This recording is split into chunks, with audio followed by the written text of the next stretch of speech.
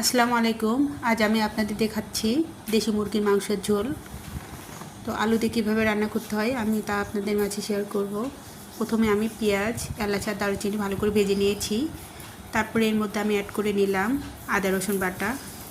এটাও খুব ভালো করে ভেজে নিতে হবে। আদা রসুন ভাজা হয়ে গেলে এর মধ্যে আমি দিয়ে দেব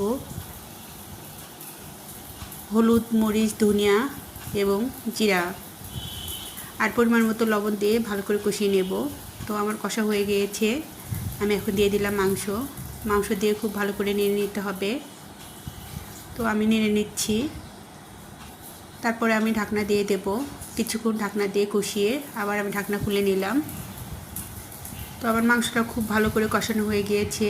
আমি এর মধ্যে পানি অ্যাড করেছিলাম, যা আপনাদের দেখায়নি। পানি দিয়ে দেশি মুরগির মাংস আবার কষিয়ে নিয়েছি। তো সবশেষে আমি আলু দিলাম। আলু দিয়ে মাংসটা ভালো করে কষিয়ে ঝোল দিয়ে